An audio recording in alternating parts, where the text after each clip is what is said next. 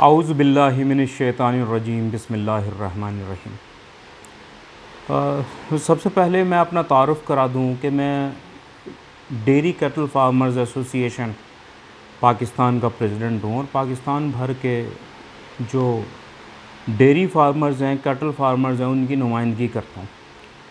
और हम सब की जो बुनियाद है वो है कराची से हम काम करते हैं और DCFA पाकिस्तान का एक मजबूत सेटअप मौजूद है कराची और फिर पूरे मुल्क में। तो मैं आपको बता दूं कि आज मैंने जो मुखातिब किया है इसमें सबसे पहले है आला अदलिया जनाब मोहतरम चीफ़ जस्टिस ऑफ पाकिस्तान और फिर chief justice of Sindh high court. मैं आपको बता दूं कि मैं बारहा आवाज़ उठा चुका हूं जो हमारे मवेशी मुल्क भर से आ रहे हैं, जो कि अंदरून सिंध की मुख्तलिफ़ मंडियों से और पंजाब भर से, बलूचिस्तान से और दीगर खैबर पख्तूनख्वा से भी मवेशी यहाँ पे लाए जाते हैं। और उसके लिए यहाँ एक शहरी हुकूमत ने KMC ने कुछ क्राइटेरिया तय किया है कि जिसे पूरा करने के बाद वो हेल्थ क्लियरिंग सर्टिफिकेट जारी करते हैं।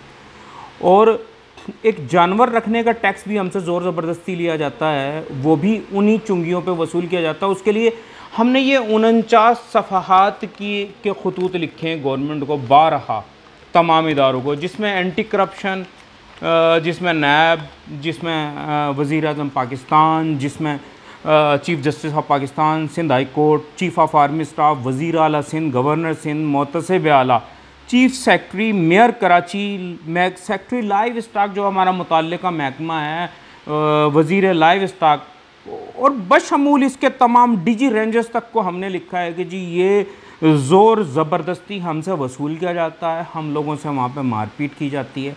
देखिए, मैं बता दूँ कि ये जो हेल्थ क्लियरिंग सर्टिफिकेट जारी करना चाहिए, ये महकमा वेटनरी को जारी करना चाहिए, वेटनरी डिपार्टमेंट KMC के पास है। सन 2002 में इस टैक्स को लागू किया गया और वो उस वक्त था ये 25 रुपये जानवर हमसे वसूल करते थे। तो 2002 में ये लागू किया, ज़फ़र ज़ैदी मरहूम ने, वहाँ से कुछ अर्सा ये KMC के पास रहा। उसके बाद इनसे DMC मलीर ने छीन लिया और DMC मलीर ने तकरीबन 4-5 साल, मुझे याद नहीं है, ये ठेका चलाया। और उसके बाद डिस्ट्रिक्ट काउंसिल कराची ने ये इनसे ठेका छीन लिया और आज तक बिला शिरकत गैर वो चला रहे हैं, बग़ैर वैक्सीन और स्प्रे जानवरों को शहर में दाखिले की इजाज़त दी जा रही है। तो सबसे पहला सवाल तो ये पैदा होता है कि जी हेल्थ क्लियरिंग सर्टिफिकेट जो मुताल्लिका महकमा जारी नहीं कर रहा वो गैर कानूनी हुआ। डिस्ट्रिक्ट काउंसिल कराची के पास कोई इस किस्म का महकमा मौजूद नहीं है, ना ही वेटनरी डॉक्टर्स हैं, ना ही बायलॉज में इस किस्म की चीज़ें मौजूद हैं कि जी कराची में दाखिले के लिए इजाज़त डिस्ट्रिक्ट काउंसिल कराची दे। तो मैं सबसे पहले तो इल्तिजा ये करूँगा मोहतरम जनाब चीफ़ जस्टिस ऑफ पाकिस्तान, फिर वज़ीर आज़म पाकिस्तान से, इमरान खान साहब से, कि देखें पूरे मुल्क में कहीं भी इस किस्म के टैक्सेस नहीं हैं जिसमें कीपिंग टैक्स या दीगर सफ़र करने वाले जानवरों से वसूल किए जाएं। तो इस किस्म के टैक्सेस को ख़त्म होना चाहिए और कीपिंग टैक्स अगर वसूल करना है तो भैंस कॉलोनी से आके लें, हमसे बात करें, एसोसिएशन से बात करें, फार्मर्स से करें, हम तैयार हैं। सफ़र करने वाले जानवरों से लेना भत्ता है और बग़ैर वैक्सीन स्प्रे शहर में जो दाखिल हो रहे हैं जानवर और उससे कांगो के बुखार में मुब्तला जो लोग हुए हैं या जितनी भी अमवात हुई हैं, तो उसका ज़िम्मेदार डिस्ट्रिक्ट काउंसिल कराची और DMC हैं और KMC मोहतरम जनाब मेयर कराची वसीम अख्तर साहब भी इसके हैं, क्योंकि ज़ाहिर सी बात है जब इनका दायरा अख्तियार है तो ये चीज़ें इन्हें टेक ओवर करनी चाहिए, इन्हें बाकायदा सर्टिफिकेट जारी करना चाहिए इसका। तो मैं दरख्वास्त करूँगा अरबाब अख्तियार से कि बराए मेहरबानी नोटिस लें। पिछले दिनों भी चूँकि जब हमने नैब को लिखा तो केस चलता रहा, हमें भी बुलाया गया, मुझे उसके बाद इन्होंने केस भेज दिया एंटी करप्शन को, एंटी करप्शन में इन पे FIR हुई, फिर आला अदलिया को जाके ये गुमराह करते हैं।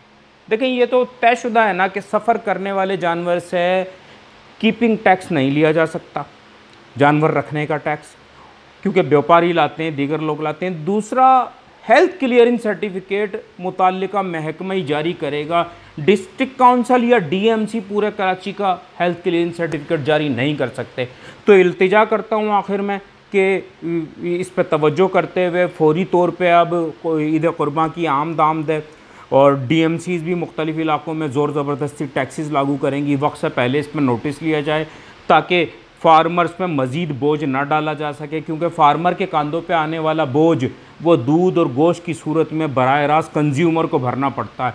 तो इस चीज़ का नोटिस लेंगे, उम्मीद करता हूँ। व आखिर दावाना अनिल हम्दुलिल्लाहि रब्बिल आलमीन।